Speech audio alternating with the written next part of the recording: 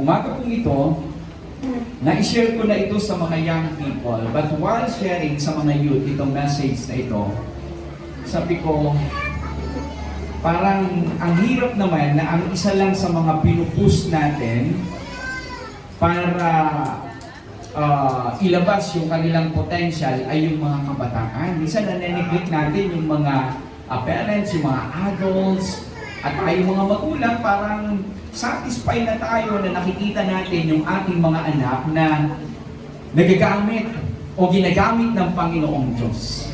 Although naniniwala tayo na iba rin yung paraan ng paggamit sa atin ng Panginoon, pero naniniwala ko na mas kailangan pa nating intindihin, no, na sa buhay natin bilang isang tao, hindi ibig sabihin na nagkaedad na tayo o adult na tayo, parang tumigil na rin tayo na makita yung mas magandang bagay pa na dinidevelop ng Panginoong Diyos sa buhay natin para mas maging kagamit-gamit yung ating buhay. Amen? Kaya yung tipo na, okay, pinupus natin yung mga anak natin. Ang ganda kanina, no, na kumanta si Zoe. Yan. Ang ganda ng boses ni Zoe, Sister Rhea. Amen, hindi siya nagmana. Hindi ko alam. Okay. Kasi hindi ko naman madalas nakikita na kumakanta si Sister Rhea. Kaya sabi ko kanina, amazing ako. Ano mo kayo nagmana ng boses ng batang ito? Siguro pakantahin natin one time si Uncle, Manuel. Malay natin sa kanya, nagmana. Tignan natin, okay, marahil ang mga ninuno talaga, no? Ang mga magulang ni Zoe ay may natatagong kakayanan ng pagkanta o boses, pero hindi natin napapansin kasi nga, ang madalas din pinupus siguro, katulad ng ibang mga magulang sa atin o kundi tayo, ay yung mga anak natin. Anak, may presentation o kaya special number tayo yung nakatoka, kayo na lang. Di ba? Parang ganon. Pero nakakalimutan natin na pwede rin gamitin pa ng Panginoong Diyos yung buhay natin at i-develop kung ano yung skills na binigay niya sa atin. Amen? Praise God. Kaya excited kaming marinig sa susunod kung sino mga susunod na kakanta na Mr. Rhea o si Uncle Manuel. Okay. So, kaya sabi ko, kailangan natin ituro dito sa lahat, hindi lang sa mga kabataan. Amen. Para lahat tayo na-develop yung potential na iniligay sa atin ng Panginoong Diyos at ma-maximize natin yung gamit na ito, hindi naman talaga para sa atin lang kundi para sa Panginoong Diyos. Amen? That serve also as a blessing and encouragement sa buhay ng mga tao na nasa paligid po natin. Praise God. Amen po? Amen. Kaya ngayon, ang pag-aaralan po natin is unlocking potential. Okay? So, hinanap ko yung Tagalog niya. Okay, sabi na Tagalog, paghubog sa iyong natatagong kakayanan. Amen? Okay, be the best version of yourself. Okay, overcoming self-imposed barriers or self-imposed limitation. Minsan, ayaw nating gamitin yung alam nating binigay na kakayanan ng Panginoong Diyos sa atin dahil natatakot tayo na baka pagkawalan lang o isipin ng ibang tao na hindi naman talaga tayo ganon ka galing o kaya kabihasa pagdating sa skill or talent na binigay sa atin ng Panginoon. At ang tanong dito, sinong may sabi? Di ba? Parang kanino mo narinig? Okay, na hindi mo kaya. Kanino mo narinig na hindi maganda yung ginagawa mo? Kanino mo narinig? Okay, na wala kang magagawa. Sinong may sabi? Okay, baka naman tayo lang yung may sabi nun. Amen? At hindi mismo yung mga tao na nasa paligid po natin. So yung background story po natin dito ay yung paulit-ulit madalas na napapakinggan natin kwento ni Gideon in Judges chapter 6 verse 11 to 16. Sige po, basahin natin to. The angel of the Lord came and sat down under the oak and opera that belonged to Joash the Abiezrite, right, where his son Gideon was threshing wheat in a wine press to keep it from the Midianites. When the angel of the Lord appeared to Gideon, he said, "The Lord is with you, mighty warrior." Okay, but sir, Gideon replied, if the Lord is with us, why has all this happened to us? Where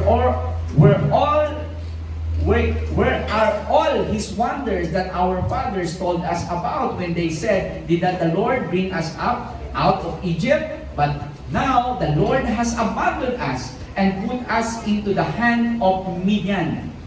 Okay, the Lord turned to him and said, go into the strength you have and save Israel out of Midian's hand. Am I not sending you? But Lord, Gideon asked, how can I save Israel? My clan is the weakest, and Manasseh, and I am the least in my family. The Lord answered, I will be with you, and you will strike down all the Midianites together. Amen. Panginoon, marami pong salamat sa umagang ito. Salamat po muli sa pagkakataon na kami ay makapakinig ng mga salita mo, that as we listen from your word, Lord, this morning, let it be an act of our worship to you by being receptive, Lord, sa lahat, Panginoon, ng mga mensahe mo na aming mapapakinggan ngayong araw po na ito. Ikaw po ang patuloy na kumilos sa aming mga puso at isipan as we surrender it to you, O God. Father, thank you for your anointing and let your name be glorified, Lord. In Jesus' name, amen. Amen. Unlocking potential. Nung tinuro ko ito sa mga kabataan ay ilang araw at ilang 3 days. 3 Fridays. 3 Fridays. Naku, mukhang abutin tayo dito ng 3 oras. Pero time check tayo, no? Okay, 11. Okay, 11 tayo. I hope na matapos natin to before tayo mag-12 o'clock. Okay. So, yung mga kabataan, meron silang tinatawag na sa panahon ngayon, yung language nilang FOMO. Okay? Yung FOMO is fear of missing out. Okay? Yung tipong feeling nila na marami silang namimiss na opportunity. Okay? O kaya naman experience. Okay? Halimbawa, nakikita nila yung ibang tao, may mga ganong karanasan, yung ibang mga kabataan, pag scroll nila sa Facebook, andun sila sa mga ganitong lugar, tapos ikaw, piling mo na mismo yung opportunity na sana, nandun ka rin. At minsan, nagiging balakid yon para hindi ma-develop ng isang kabataan yung kanyang potensyal dahil nakadepende siya sa kasama niya at hindi mismo doon sa kung anong sarili niya. Halimbawa, para lamang isama yung isang kabataan, maisama sa grupo, o kaya naman ay maisama sa isang lakaran o sa isang party-party, kailangan niyong mag-compromise doon sa isang bagay na ginagawa ng karamihan. Para na sa ganun, ma-experience niyo din kung ano yung na-experience ng iba. Okay? So that is fear of missing out. Okay, meron din silang tinatawag na Pablo. Okay, fear of being left out. Okay? Yung parang hindi tayo belong sa barkada. Dahil yung mga magkakaibigan na yan, lahat yan mga naka-iPhone. Ako wala pang ipon. So parang medyo napag-iiwanan na ako. Kaya gagawin natin ang lahat ng ating mga kaya para lamang masama tayo doon sa barkada at masabi na kapareho din natin sila. Okay? So may mga pagkakataon na sa buhay ng mga kabataan na instead na tinitignan niya kung ano yung sarili niyang kakayanan, but because of this experience na nangyayari sa paligid natin ngayon, o kaya naman itong situation, ng environment na ginagalaw natin ngayon, yung tao mas nakapokus sa ibang mga kasama niya kaysa doon sa sarili niya. Okay. Paano naman pastor sa mga sa mga adults? Okay, nag-research ako, may nakita ko sa mga adults bukod doon sa FOMO at Pablo para sa mga kabataan. Okay, halimbawa, yung Pablo, natakot kang iwan ng kasama mo, gagawin mo kung ano yung ginagawa niya. Ngayon naman, sa mga adults naman, meron din palang tinatawag na FOPO. Okay? Fear of other people's opinion. Okay? Yan naman yung sa mga adult. And I found out, sabi ko, ito yung isang bagay na nakakalungkot sa maraming mga magulang ngayon, sa mga adults. Na para bang nandun sila sa isang sitwasyon na kahit ayaw nila, pero dahil ayaw lang nila na may masabi yung mga tao sa kanila, mas pinili nilang manatili sa ganong sitwasyon ng buhay nila. Mas concerned tayo sa kung ano yung sasabihin ng tao, opinion ng tao, sa kung ano yung gusto natin na mangyari sa buhay natin. Okay? We have to be careful as an adult, and of course, para din ito sa mga young people. Okay? Takot tayo na husgahan ng ibang tao, kaya kahit ayaw natin yung ginagawa natin, gagawin na lang natin. Okay po ba? Okay, nawawalan tayo ng sariling opinyon sa kung ano yung mga patay mo na lang po yan. Malamig din pala. Okay? Nawawalan tayo ng sariling desisyon sa kung ano yung sitwasyon na nangyayari natin. Nagiging dependent tayo sa kung ano yung sasabihin ng tao kasi mas importante sa akin, ma-please ko yung tao kaysa gawin ko kung ano yung dapat kong gawin sa buhay. Diba? So, totoo ba yun? Yung fear of other people's opinion. Okay, meron din tinatawag na fofo. Parang parehas. Fofo. Okay?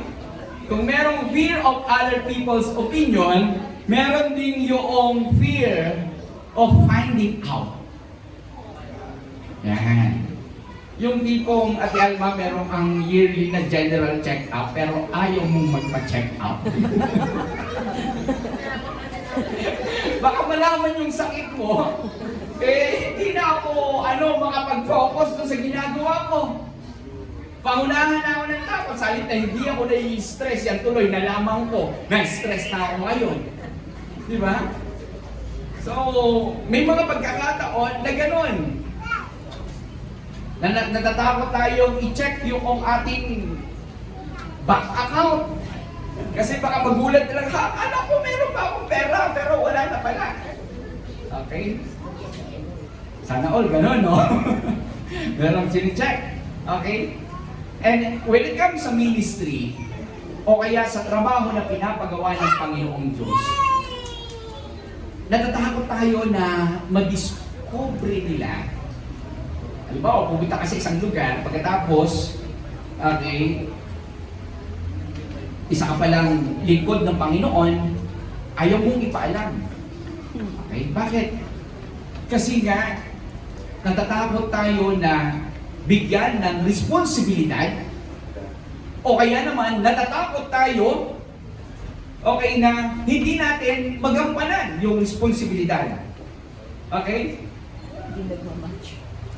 Alam mo na may potential ka, meron kang gifts, meron kang skills na binigay sa iyo ng Panginoon. Pero ayaw natin gamitin ito sa Panginoon. Bakit? Kasi nga, baka malaman ng mga tao o kaya ng church na meron pala akong ganitong talent o meron pala akong ganitong klase ng skills, baka ako na yung lagi nilang pag-opening in prayer. Okay? sa trabaho natin, takot tayo, baka tatakot tayong malaman nilang Kristiyano tayo. Kasi pag nalaman nilang Christian ka, lalo na present ka every Sunday, o ikaw na laging mag-pray. Di ba? Ayaw natin. Okay na malaman nila. Okay. Minsan natatakot tayo sa isang responsibilidad, baka mag-fail tayo. Gaya lang din ang nangyari sa atin sa mga nakaraan. Di ba? May mga failures tayo. Gamit yung ating profession, gamit yung ating skills, gamit yung ating talent, at minsan, parang gusto na lang natin, mas pinili na lang natin itago ito kaysa ilabas at gamitin. Bakit natatakot tayo na marahil mag-fail din ulit tayo sa katulad ng nakaraan. Amen? Careful po tayo doon. Kailangan po natin ma-expose. Parang yung katabi mo, kailangan mo nang ma-expose. Na-discover ka na ni Lord eh. Amen? Expose natin. Mamaya mag-aas tayo ng mga volunteer. Okay. So, titignan natin kung sino yung magtataas ng kamay at willing na ipangalanda ka na pastor. Okay. Dito ako sa linyang yan. Praise God. Amen po ba? Okay. So, yung mga bagay na yon ay nakaka-apekto para hindi talaga natin mailabas yung potential na binigay sa atin ng Panginoon. At sabi ko nga, hindi lamang dapat kabataan, kundi lahat po tayo, regardless of your status, regardless of your situation, age, ano man ito, may mga ilalabas pa na potensyal ang bawat isa sa atin dahil inilagay yan ng Panginoong Diyos hindi lamang para itago, kundi para gamitin para sa kanyang kalwalhatian at maging blessing sa mga tao. Amen po. Sabihin mo sa katabi mo, meron ka pang ilalabas. Meron ka pang ibubugay. Amen. Now, let us learn from Gideon. Bilisan na natin kasi 3 session to. Okay? To unlock our potential, we have to identify internal limitation. Okay? Para ma-unlock natin yung potential na yan, kailangan natin ma-identify kung ano yung mga nag-limit sa atin na hindi naman galing sa labas o galing sa ibang tao, kundi galing mismo sa sarili natin. Before we can conquer what is outside, we must confront what is within. Amen. Self-awareness is necessary for transformation. Yes. Okay? Ito yung mga bagay na nasa atin, na wala sa labas, na pumipigil doon sa sarili nating kakayanan. Ano yun? Una, fear of failure. Diba? Kaya mo, pero ayaw mo dahil takot tayo na magkamali. Sino dito yung takot magkamali? Kaya wag na lang. Ayaw ko nang sumubok. Okay. Meron ka naman talagang potential pero ayaw lang natin magkamali.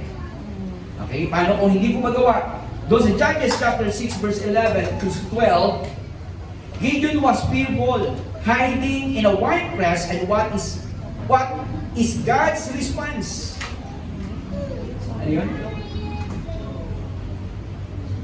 Okay. So si Gideon, tumatago siya, pero ano yung response ng Panginoong Diyos sa kanya? Diba? Makikita natin dito.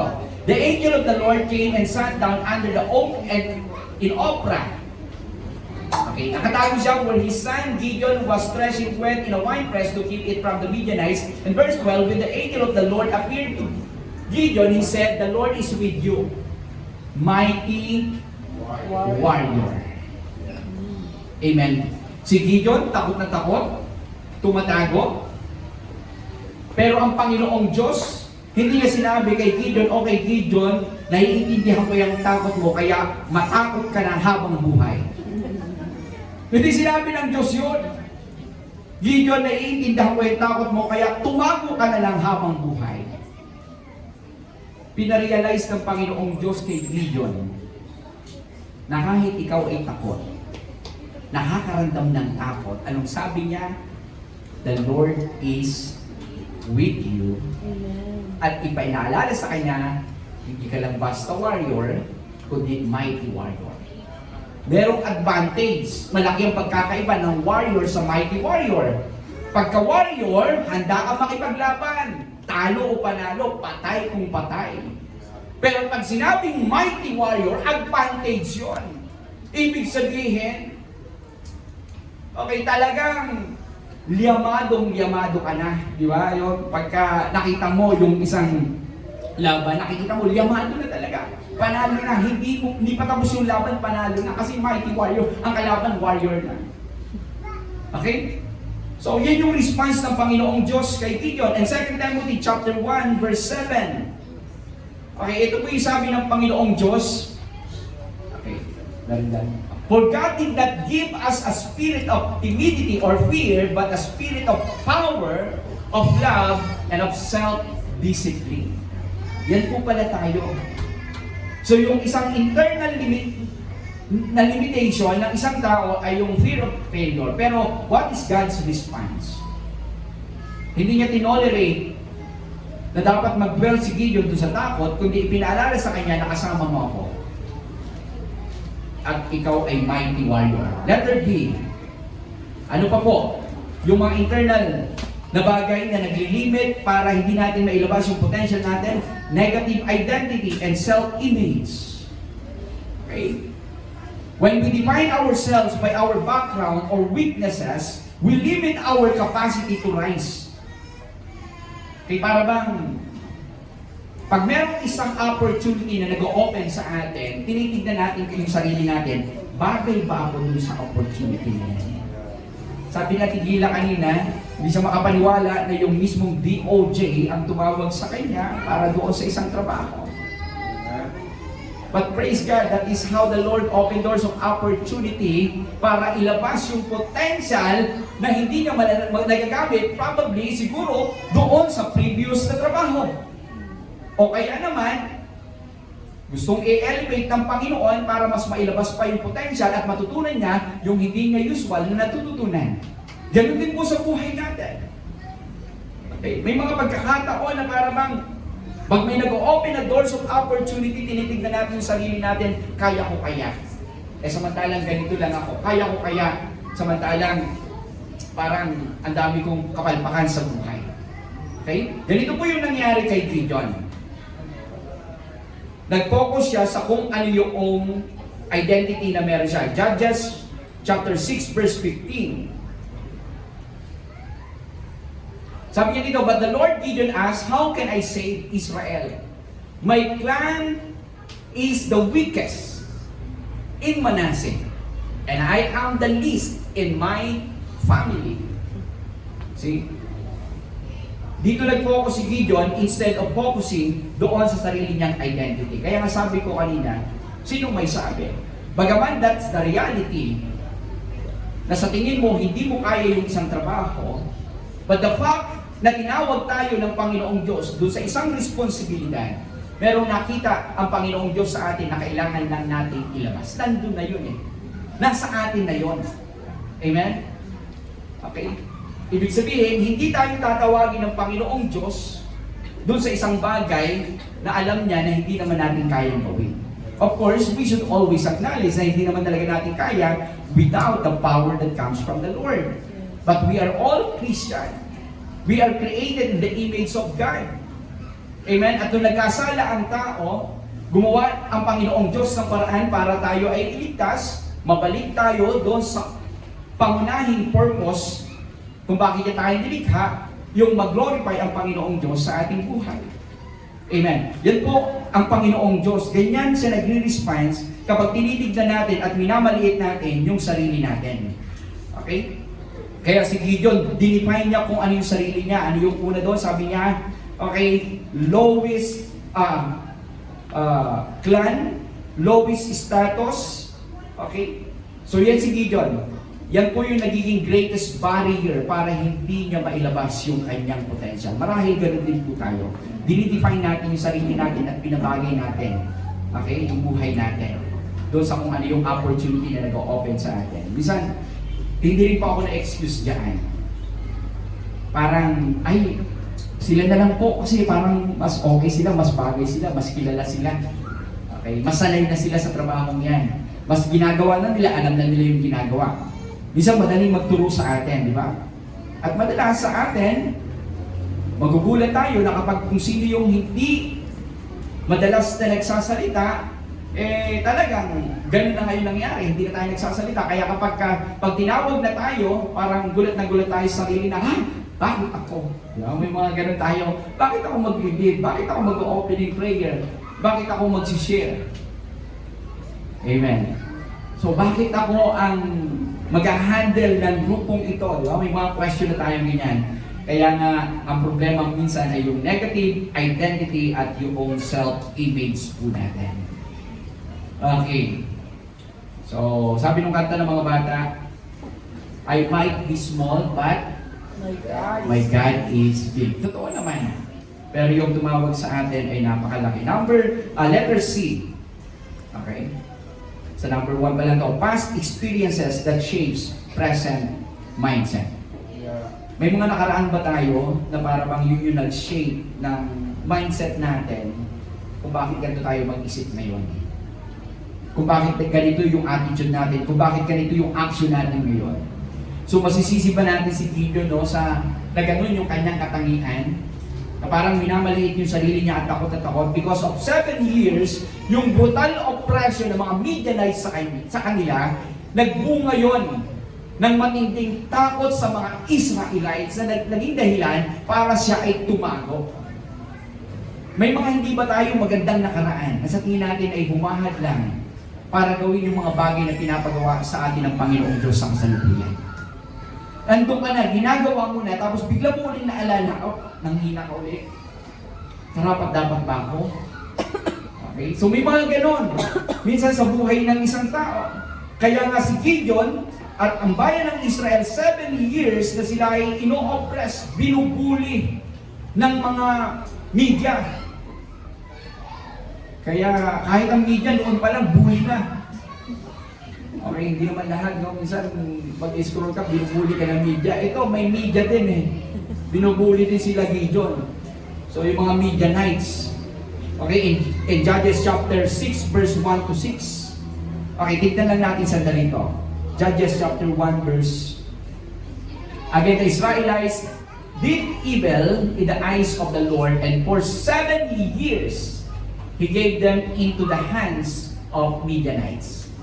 Because the power of Midian was so oppressive, the Israelites prepared shelters for themselves in mountain clefts, caves, and strongholds.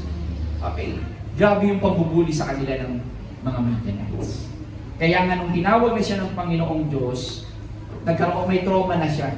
Hindi siya makapaniwala na pwedeng mangyari na sa pamamagitan niya, iligtas ng Panginoong Diyos ang bayan ng Israel mula sa kamay ng mga Midianites. So, isa pong bagay na napakalaking pagpapala sa atin, yung mabigyan po tayo ng opportunity para gamitin ng Panginoong Diyos ang buhay natin regardless of our past failures and experience. Yes, amen. Amen po ba? Thank you, Lord. It's a privilege. Yes, marahil ang katotohanan, ang dami nating kapalpakan sa nakaraan, ang dami nating nagawang hindi tama, but the fact na tinawag tayo ng Panginoong Diyos, He opened doors of opportunity para sabihin sa kapatid natin, mahal ka ng Diyos. Amen? Para gamitin yung talent na binigay sa atin ng Panginoong Diyos to glorify and serve as an encouragement sa mga tao na nasa paligid po natin. Hindi, baka makita nila kung ano yung ginawa ko pa rin ng nakaraan. Hindi, baka hindi nila ako paniwalaan kasi alam naman nila kung sino ako. Okay? Yung tipong uuwi ka sa pamilya mo after 3 years, pero binago ka ng Panginoong Diyos pagdating mo doon. Mag-share ka ng gospel, isang ganun lang sa'yo nung kapatid mo, maniwala sa'yo. Tapos biglang mong maalala, bakit naman sila maniniwala sa akin? Samantalang ganito yung pagkakilala nila sa akin. So hindi mo na itutuloy. Meron ba sa atin ganun? I hope na wala, no? Okay? Katulad po ni Gideon, that is why he needed to be reminded that he is a mighty warrior. At hindi ang dapat ipinapaalala ay kung ano yung past na oppression, trauma, o experience na naging dahilan para hindi niya mailabas yung kanyang potensyal. Ano ang dapat inaalala kung ano yung totoong identity natin at ano yung purpose ng Panginoong Diyos sa ating mga buhay. Amen po. Anong masarap alalahanin? Yung hindi magandang nakaraan? O yung bagay na alam mo kung bakit tayo tinawag ng Panginoong Diyos? Amen. Para sa kanyang kaluwalhatian. Praise God. When people allow past failures, traumas, or disappointments to dictate how they live today, they remain stuck in a cycle of limitation. Yan po yung nangyayari. Kaya careful po tayo. Okay, tayo po ay anak ng Panginoong Diyos at naniniwala pa ako na ang Panginoong Diyos hindi nagbago ng pagkatawag sa atin dahil lang sa mga experience po natin sa nakaraan. Letter D. Ano ba yung mga internal limitation na yan? Comparison and insecurity. We have to be careful.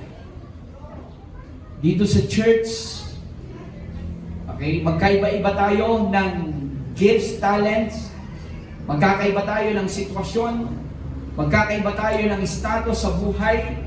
Okay? But don't think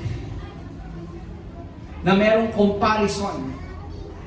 At huwag natin isipin na ini-entertain yung mga insecurity.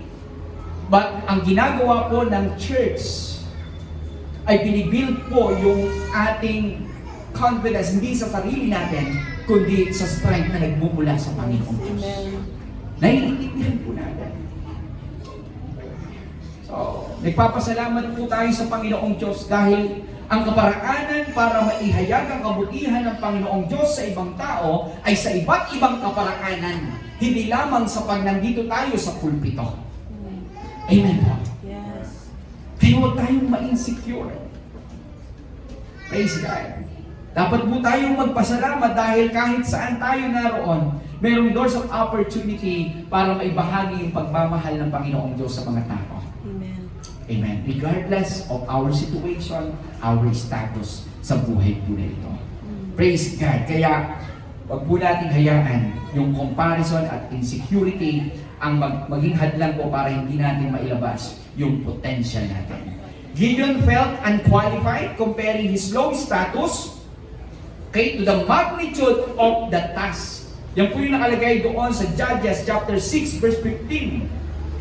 Okay, si Kuya Clark. But Lord, Gideon asked, how can I save Israel, my clan?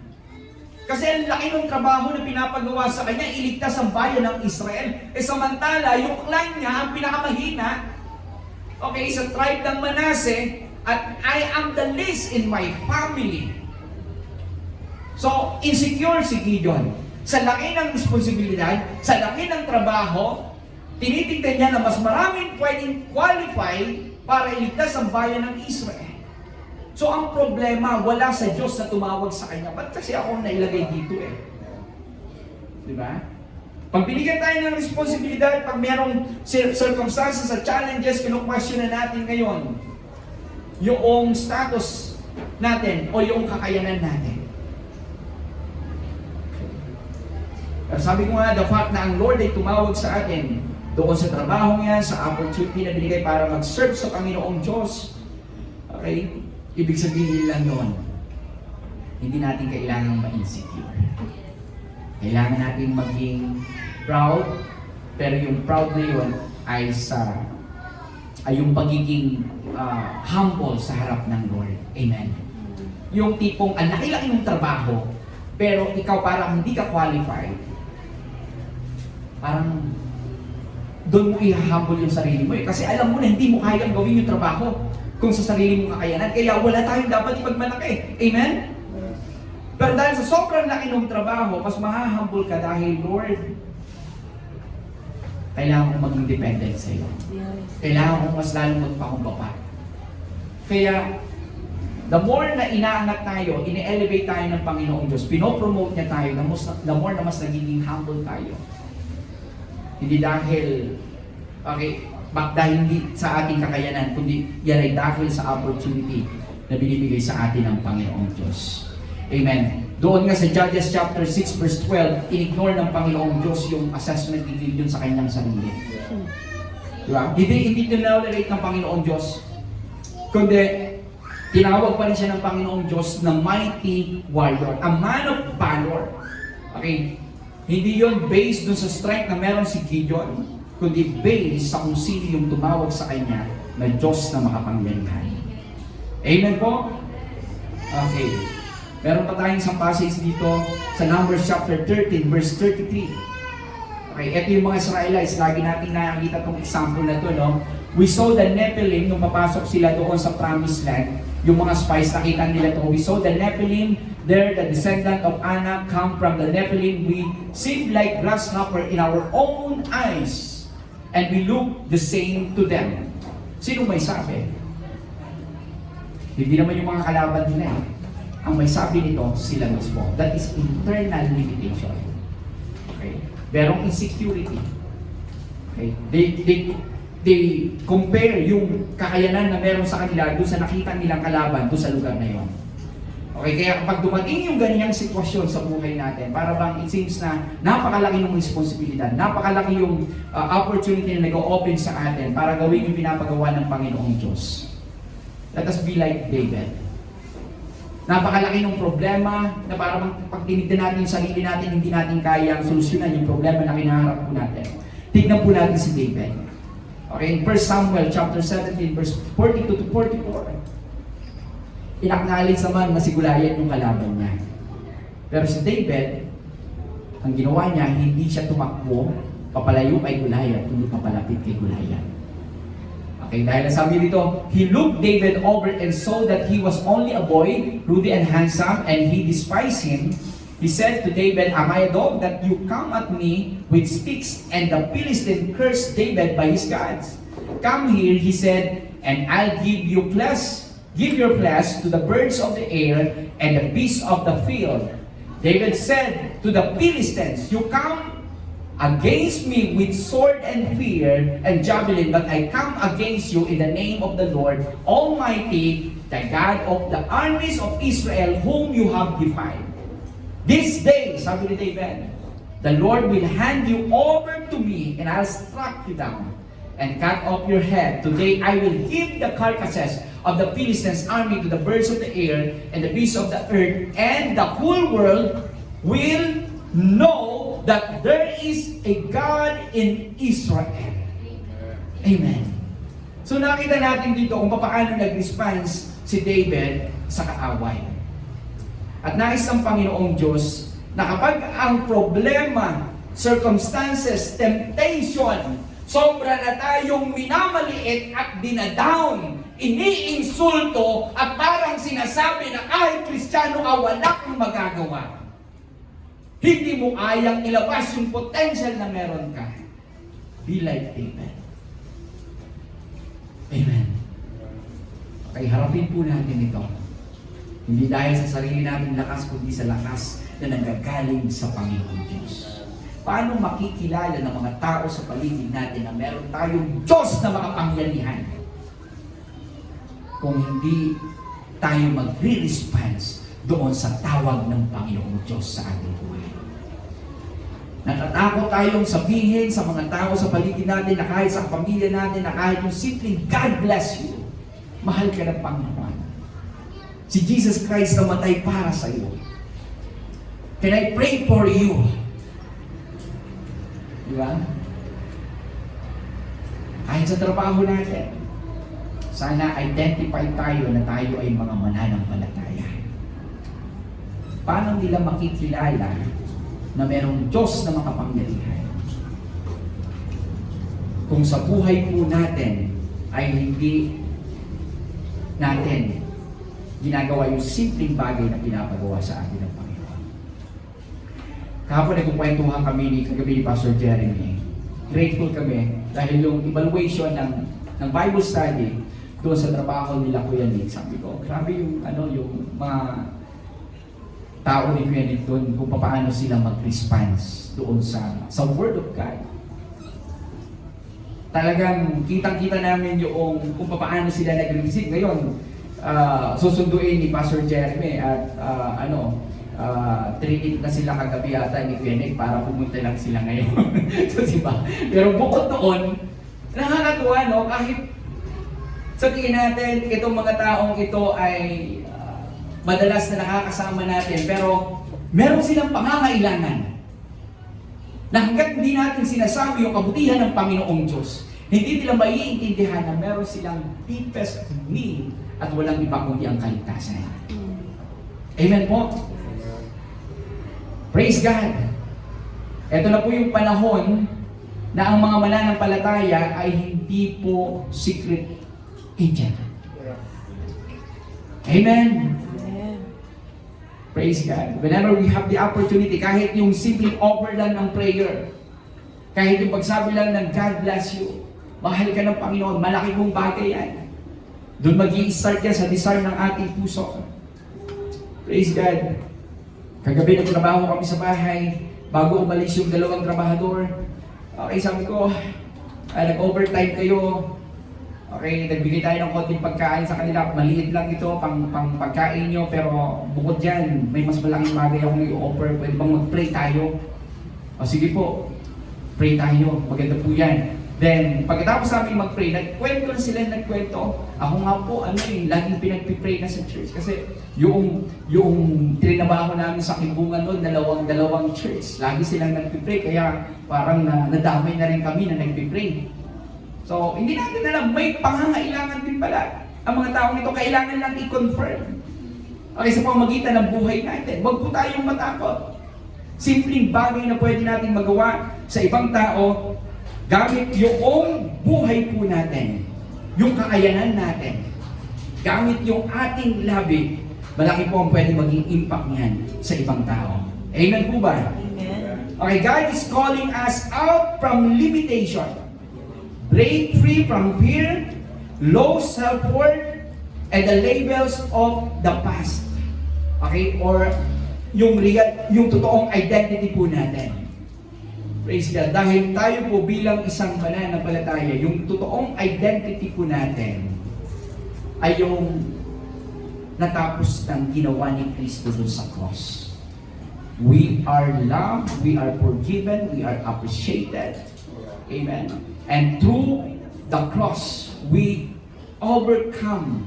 We will be able to overcome yung mga challenges na kinaharap po natin sa buhay. Amen. So, ang problema, para hindi mailabas yung potential, ay wala lang sa ibang tao, sa circumstances, sa past experience, kundi ang problema nasa sarili natin. Evaluate natin yung mga internal limitation. Pangalawa, kakain na po ba tayo? Okay. Last na to. I don't think na makukuha pa natin yung pangatlo. Pangalawa, view yourself with God's eyes. Amen? True freedom comes when you stop seeing yourself through your own eyes and begin to see yourself through God's eyes. Okay. Letter A, God sees potential, not present weakness. Malinaw po yan. Ang nakikita ng Panginoon, yung potential at hindi yung kasalukuyang kahinaan na meron tayo. Amen. Ang nakikita ng Diyos sa atin yung potential at hindi yung kasalukuyang problema o sitwasyon na pinagdadaanan natin sa buhay. Okay? In Judges chapter 6 verse 11. Hindi na po natin babasahin yan. Bilisan na po natin. Okay ba? Sige, Kuya Clark. Okay. Ganito, no? Alam na natin yung story, binasa natin kanina. Si Gideon, he is threshing wheat saan? Sa wine press. Sa madaling sabi, he is doing the right thing in the wrong place.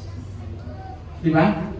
Para bang, bakit natin masabi na si Gideon is doing the right thing in the wrong place? Mali ba na yung ginagawa niya, nagigiit siya ng palay, sabihin na natin, trigo, para lamang makasurvive sila family at may provide yung pangangailangan ng family? Mali ba yun? No. Mali ba yun? No.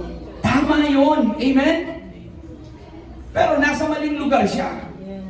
At kung nasa maling lugar siya, habang ginagawa yung bagay na tama, ano nangyayari?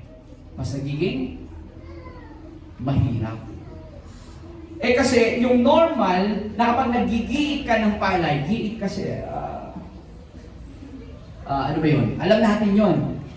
Usually, hindi ko ma-explain, pero ako kasi na-experience ko yun eh. Ang ginagawa namin noon, paa. Okay? Tapos pupunta kami sa medyo elevated na lugar, kasi yun yung mga laruan namin ng mga bata kami sa probinsya. Namumulot kami ng mga palay. Hindi yung mga palay ng buti lang.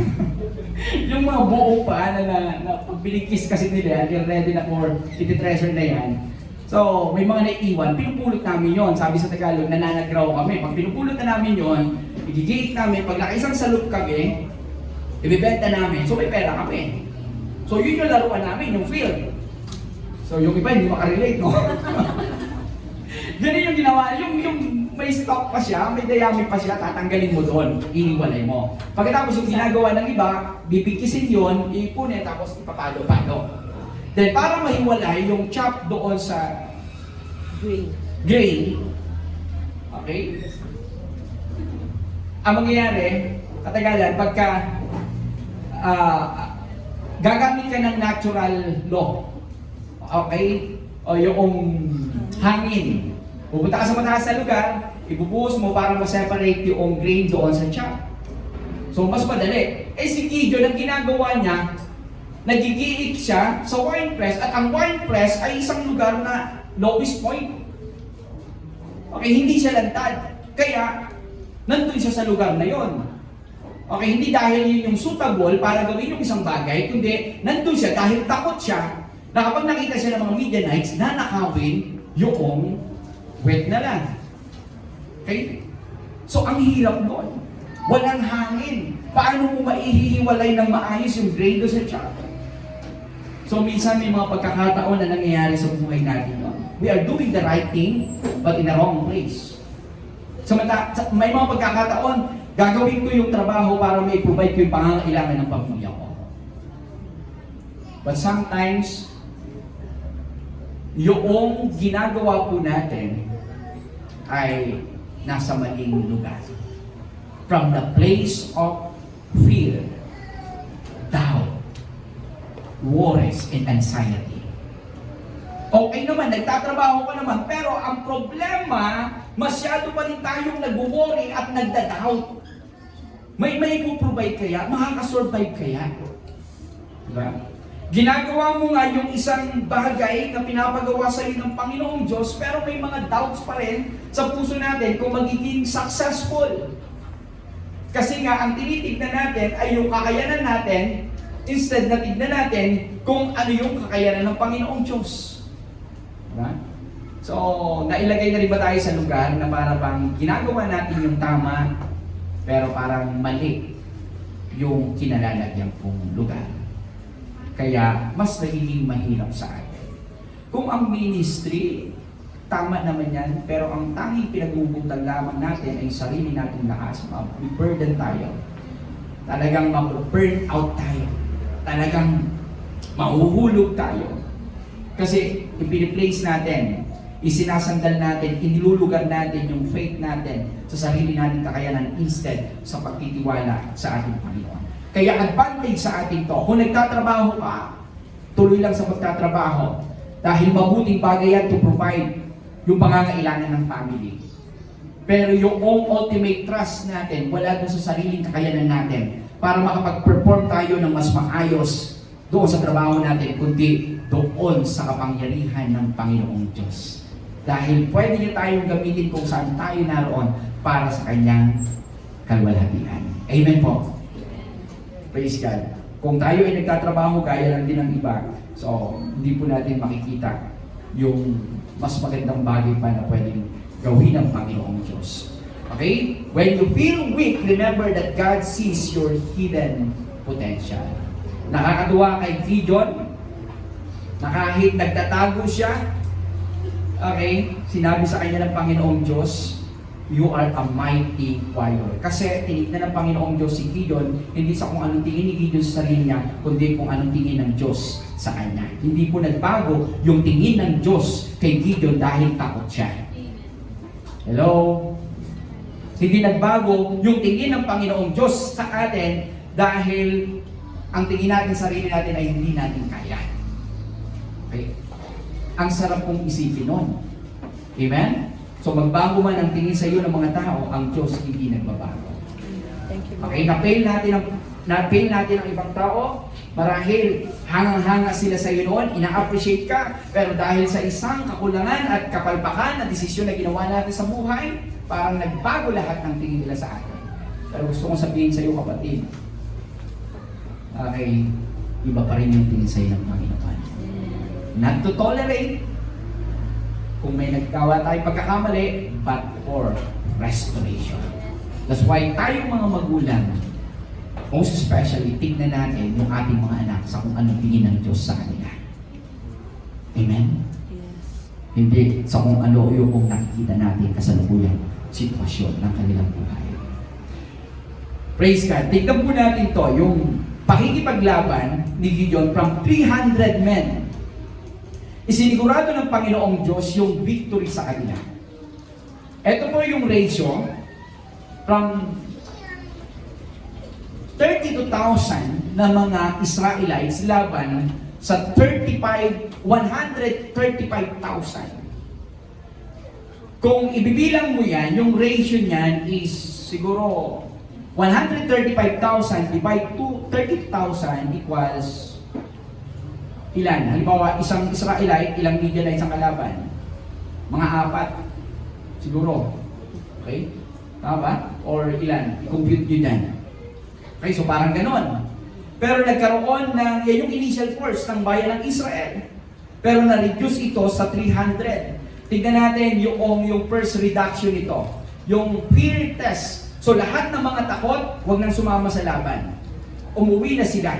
Kaya ang nangyari, umuwi ang 22,000 laban doon sa 135,000, ang natira 10,000. Sabi ng Panginoong Diyos, Gideon, masyado pa kayong marami.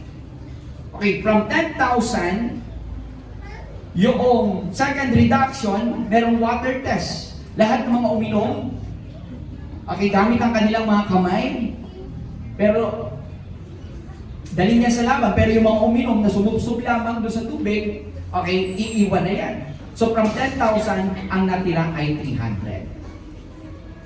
Okay, siguro kung yung ratio dati, 1:4, then 135,000 against 300, ilan yun? Mga nasa 450 ang kalaban ng isang Israelita. Tama ba? 450? Nasa 450. Ha? Yun na nga lang 32,000, dihado na. Ibawasan mo pa ng 22,000, naging 10,000, dihado na. Eh how much more yung 300,000? Wala na silang kakayanan. Sa tingin ng tao, wala na silang magagawa kahit sila mismo. Pero sa tingin ng Panginoong Diyos, kaya nila dahil hindi ang tao ang magbibigay ng victory sa kanila, kundi yung Diyos na tumawag sa kanila. Amen po? Okay, kaya nga, God wants us to boast not on our own ability, but in His own ability.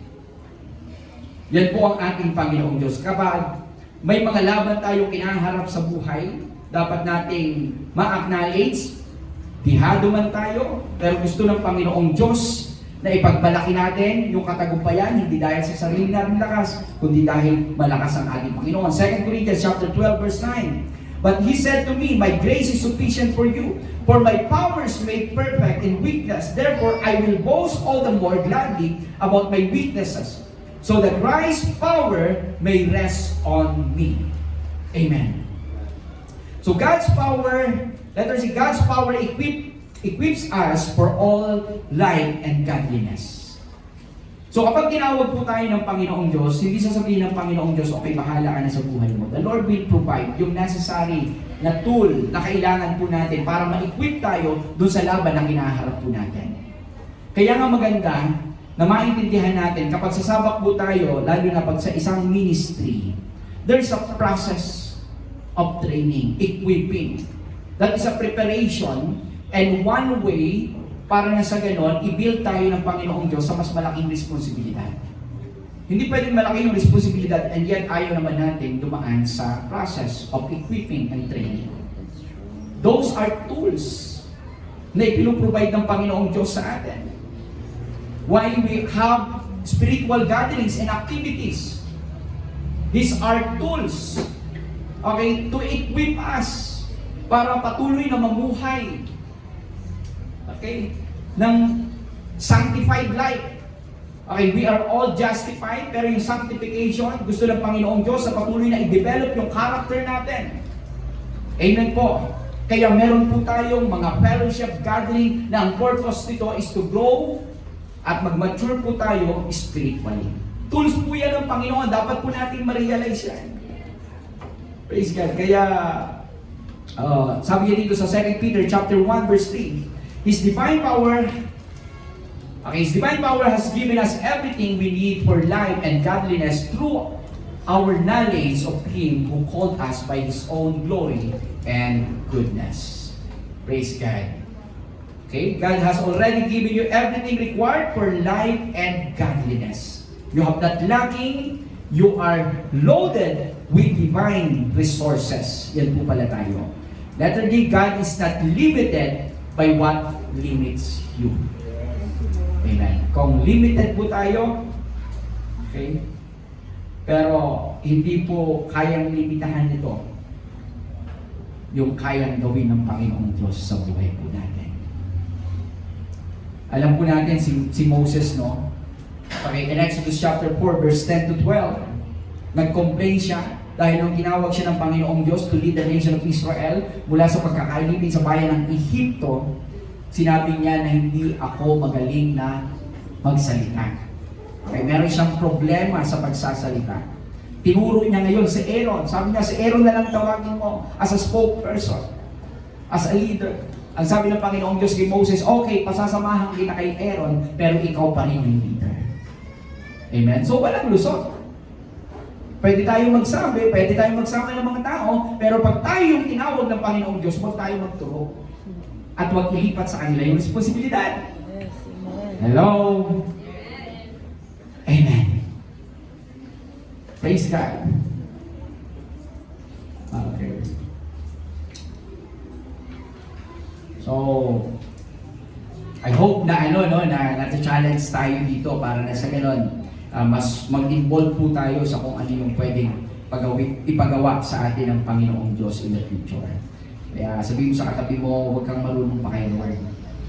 Pag ikaw ang tinawag, ikaw yun, huwag kang magturo ng iba. Amen? Amen. Okay. So, eto po yung sabi ng Panginoon. Kilala niya talaga tayo eh. God does not call the qualified, He qualifies the called. Amen. Praise God. In Psalms 103 verse 14, He knows our frame. He remembers that we are dust. Alam niya yung limitation natin.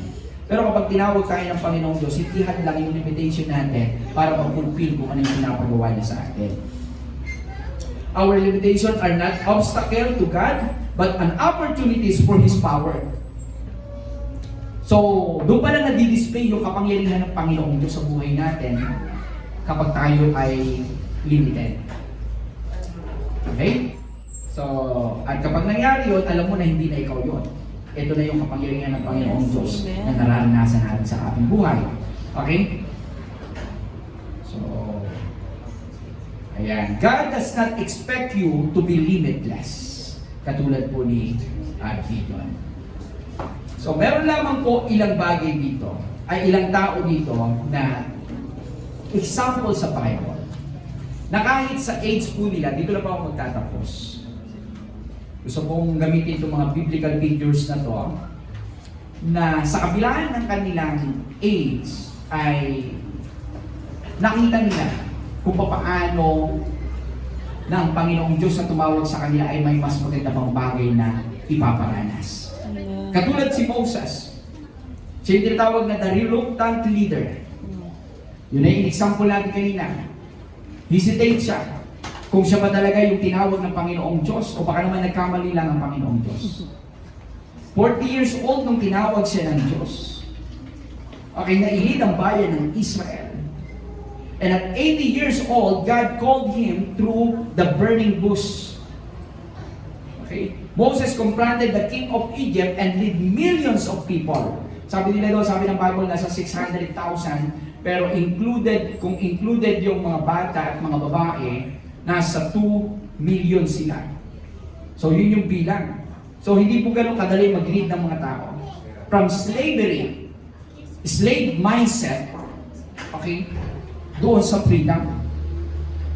So doon pa lang talagang nakita na ni Moses na hindi niya kaya yung trabaho mo.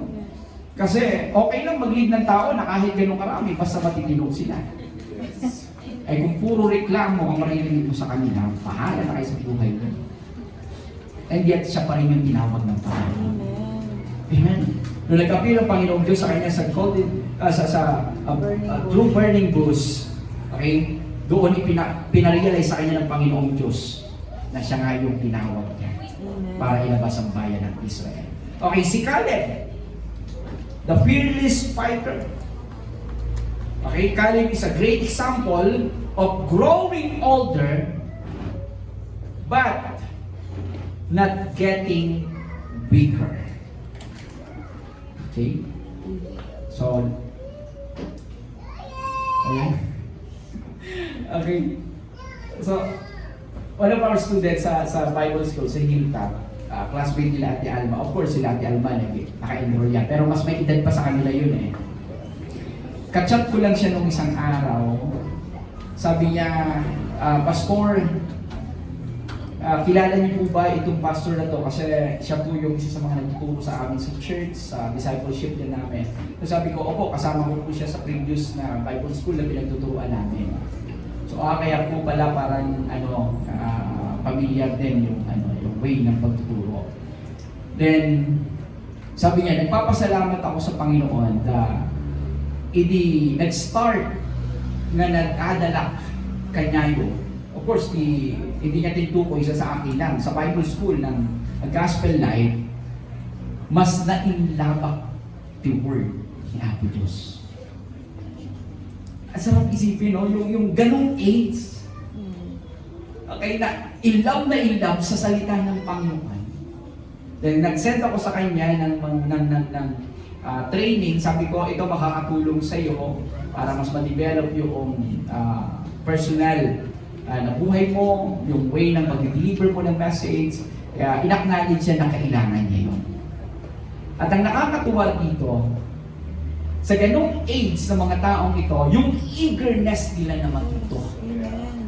Yung eagerness nila na magpagamit, na kahit sa ganung age, sinasabi nila, hindi pa pala huli ang lahat para gamitin kung ano yung potential na inilagay sa akin ng Panginoong Diyos para mas maging blessing yung buhay ko sa ibang tao. Alam ko, naging blessing na yung buhay niya.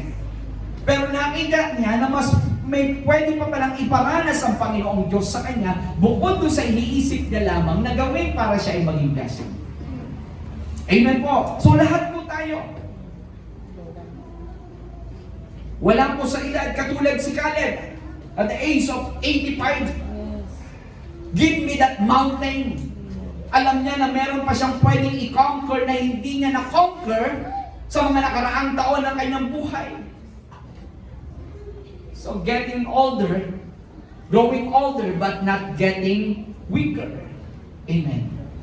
So medyo mga nasa old pa lang naman sa atin ngayon dito, si Auntie Janet, Uncle Manuel, but praise God, their consistency. When it comes sa trabaho po ng Panginoon, serve as an encouragement sa ating lahat. Yes, amen. Okay. Their desire to learn more. Naniniwala ko that the Lord is using them as an instrument of blessing. Okay. Hindi lamang sa kanilang pamilya. Kaya po, wag po tayong tumigil. Amen po? Amen. Katulad ni Caleb. Okay, na-unlock yung potential na sa kanya, na-experience niya yung hindi niya pa na-experience. Na-conquer niya yung mountain na ipinangako sa kanya ng Panginoong Diyos. Kasi alam niya naman na sa kanya yun eh. So, kailangan niya lang magkaroon ng lakas ng loob. Si Abraham, okay? The father of nation. Abraham lived a normal, quiet life until he was 75 years old. Ang tanda niya na nung siya itinawag ng Panginoong Diyos. Magsisettle na sana siya doon sa Ur, okay na siya doon eh. Pero dadalhin pa siya ng Panginoong Diyos sa Haran at pagkatapos sa Canaan. Bakit? Kasi yung promise ng Panginoong Diyos wala doon sa Ur. Pumunta ka doon sa lugar na pinapupuntahan ko sa iyo at pararamihin ko ang lahi mo na sindami ng bituin sa langit at buhangin sa dagat. May time na nagsettle si Abraham sa Haran until such time na namatay si Terah na kanyang ama. Pero pinagpatuloy niya yung journey niya. Na-unlock yung potential kay Abraham at na-fulfill kung ano yung promise ng Panginoong Diyos sa kanyang buhay. Amen po. Sino ba? Si Anna, the devoted prophetess. Okay? Anna was an older widow who spent almost all her time in the temple praying and fasting. Na kay Anna, kahit matanda na, Sinabi niya sa sarili na, hindi ako pwedeng mamatay hanggat hindi ko nakikita yung tagapagligtas. And you know, her greatest reward ay na-experience niya sa panahon na siya ay matanda na. Pero ganun pa man, ang na-unlock dito, yung potential na kaya niya pala na maghintay buong buhay niya para lamang masuntungan, okay, at masaksihan si Jesus Christ. Amen. Kaya huwag po tayong tumigil.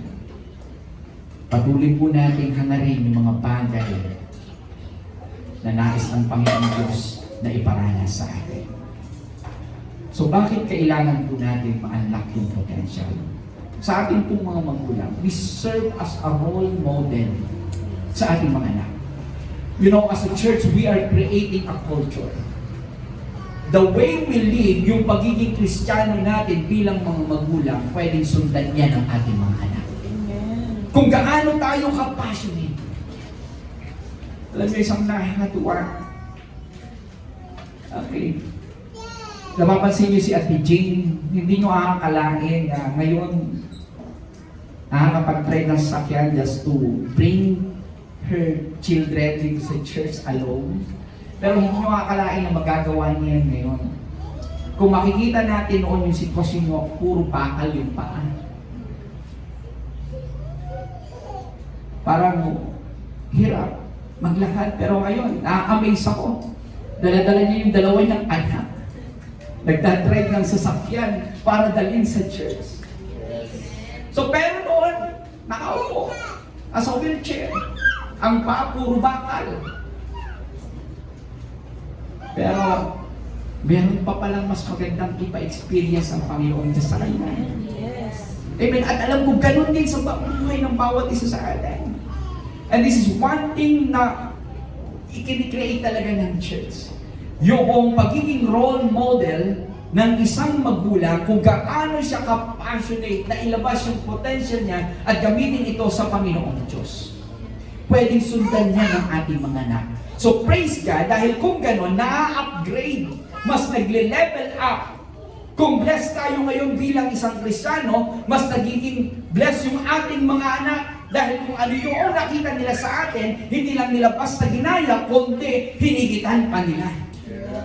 Amen? Kaya kung halimbawa, yung mga anak natin, darating yung pagkakataon, mas magaling sila sa atin, ay praise God.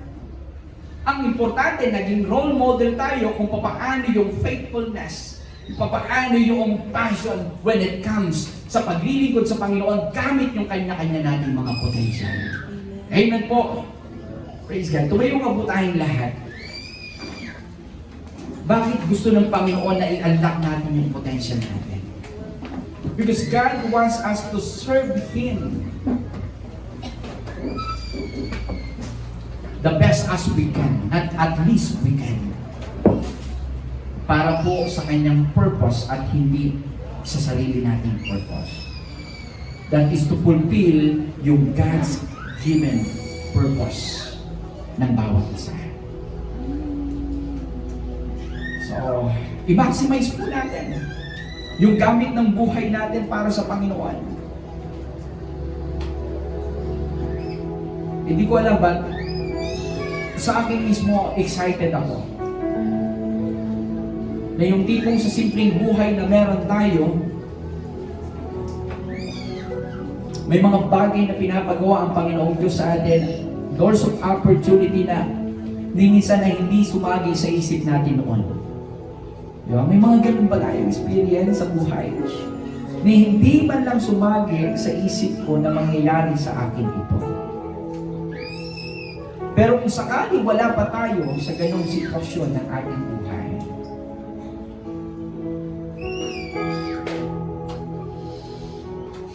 God wants us to unlock our potential. May ibubuga ka pa pagdating sa paglilingkod sa Diyos. May ibubuga ka pa pagdating doon sa trabaho na ipinagkatiwala sa iyo ng Diyos. Yung result po, galing sa Diyos. Pero nais ng Panginoon na i-utilize natin or i-maximize natin yung gamit ng buhay na meron tayo. Whatever the gifts, whatever the talent, whatever the skills that God has given us, whatever the opportunity na ibigay sa atin ng Panginoon. Nakakatuwa, yes, hindi man ako, sa tingin ko, hindi man ako kagaling magsalita, pero magaling naman ako mag-invite. Just do it. Okay. Magkakaiba po tayo ng potential, magkakaiba po tayo ng talent, pero gusto ng Panginoon, i-maximize natin yung gamit niya. Hallelujah. Thank you, Jesus. Thank you, Jesus. Remember that you are a mighty warrior. Your circumstances, your challenges, your past experience doesn't define o determine kung ano yung destiny ng Panginoong Diyos sa atin. Hallelujah. Thank you, Jesus. Awitin nga po natin minsan pa yung inawit natin kanina before we close in prayer. And let us meditate the Word of God that we have heard this morning. Hallelujah. Thank you, Jesus.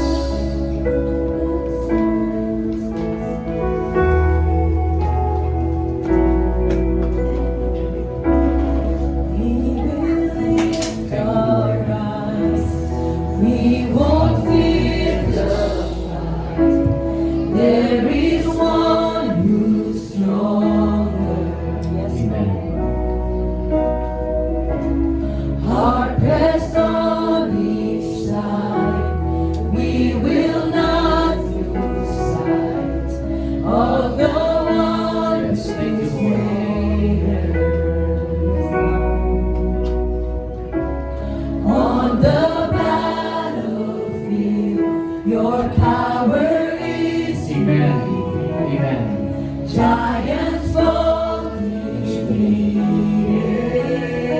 Lord, we are taking ground. Walls are falling down in the mighty name of Jesus. One day will every victory. One voice that silences the enemy. One King who reigns for all eternity. Jesus,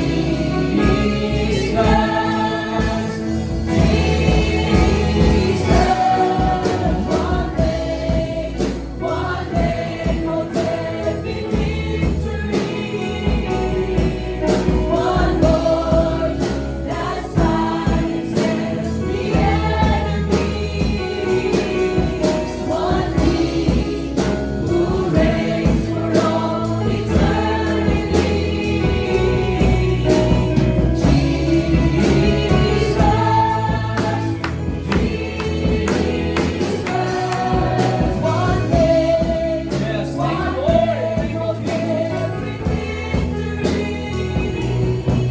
One voice that silences the enemy.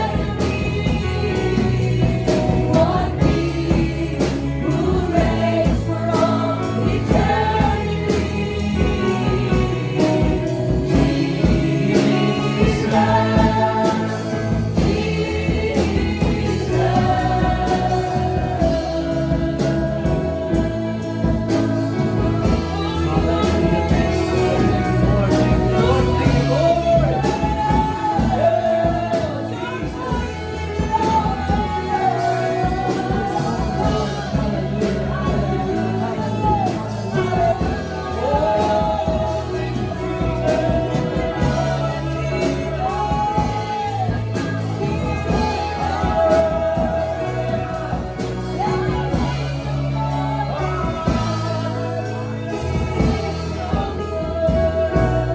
Thank you, Lord. Alam ko po mga kapatid, bawat isa sa atin meron ng experience. Meron na tayong karanasan kung papaano kumilos at nagbigay ng katagumpayan ng Panginoong Diyos sa ating buhay. Lahat tayo may mga kanya-kanya ng testimony. Pero hindi ibig sabihin nun, tapos na ang Diyos sa atin. At wala na siyang gustong iparanas pa at ipagawa. Nais ng Panginoon na anumang sitwasyon ng ating buhay, lagi tayong magkaroon ng hangarin. Sabihin, Lord, ano pa ba yung mga bagay na nais mong ilabas na potential ko, at ano pa yung mga bagay na nais mong ipagawa sa akin, at ano pa yung mga bagay na nais mo pang iparanas sa akin. Meron at meron pa, mga kapatid. Huwag mong hayaan na pagharian ka ng takot. Huwag mong hayaan na pagharian ka ng hindi magandang nakaraan. You need to let go of the past experience na pilit na humahad lang at nagbibigay ng doubts, fear, hatred sa ating puso. Whatever it is. Kala natin okay. Pero yan pala yung isang bagay na naging hadlang doon sa potential natin. And maybe yung insecurity, kung nakaranas tayo ng rejection sa mga nakaraan, masyado na tayo nag-focus sa self-image natin at insecure tayo. Tingnan natin yung sarili natin sa kung ano yung tingin ng Diyos at hindi kung ano yung tingin ng tao sa atin. Hallelujah. Thank you, Lord. Thank you, Jesus. Father, we humble ourselves before you today. And we are so grateful that you have given us the opportunity to hear your words. Na sa buhay po namin na ito, may mga potential pa po pala na kailangan kaming ilabas. Dahil ang nais mo ay gamitin ang aming buhay higit pa doon sa kung ano yung inaakala po namin at inaakala ng ibang tao. And that is for your purpose, to glorify your name alone at hindi para sa ating sarili. But it is a wonderful privilege, Lord, that you have given us this opportunity na ma-develop yung buhay po namin at maging kagamit-gamit para sa inyong kalwalhatian. Kaya anumang kasinungalingan ng kaaway na pilit kaming hinahadlangan sa paglago sa spiritual na pamumuhay.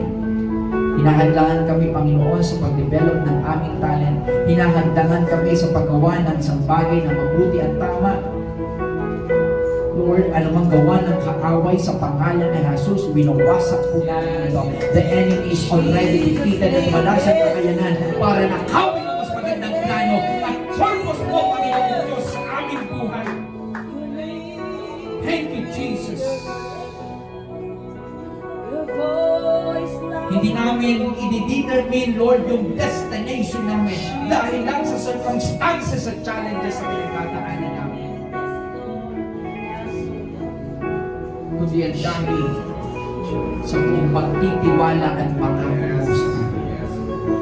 Lord, we always hear these words, O God. But in a very practical way, we want it, Lord, through the power of your Holy Spirit, na magawa po namin at ma-experience po namin. Sa aming pag-iisip, sa aming action, sa aming pananalita, sa aming attitude, sa aming character. Maipakita, Panginoon, kung sino kami, hindi sa tingin po namin, kundi sa kung ano yung tingin mo sa amin. Lord, I pray for your continual favor and your blessing of each and every one. I pray for strength, I pray for courage, I pray for wisdom to every decision na ginagawa po namin. I pray for protection to every families, Panginoon, ng bawat isa. Salamat, Panginoon, ng marami. Pagpalain mo ang bawat isa po sa amin, Panginoon, Thank you for the provision sa lahat ng aming pangangailangan. Thank you for blessing the source of our income, yung mga labors po ng aming kamay. Patuloy mong pagpalain. At saan man kami naroon, let our light shine before men that the people around us may see our good deeds that bring glory to you, O God. Thank you, Lord. Excited po kami sa bawat araw dahil nagre-reflect po sa aming buhay at sa aming ginagawa kung sino yung Diyos na pinaglilingkuran po namin. At ito, Panginoon, ay nagsisilbing encouragement sa mga tao na nakakasalamuha po namin. Salamat. That is the purpose, Father God, that you have given us. Father, thank you for your blessing and favor to each and every one of us. Sa aming paghiwa-hiwalay, patuloy mo kaming ingatan at gabayan. Salamat, Panginoon, sa mga salita mong ito at sa kalakasan para may apply sa aming mga buhay. Purihin at sampahin ka. May the grace of our Lord Jesus Christ, the everlasting love of our Father, the never-ending communion and guidance of the Holy Spirit be each and every one of us. These we ask in the mighty name of our Lord Jesus Christ. Everybody say, Amen.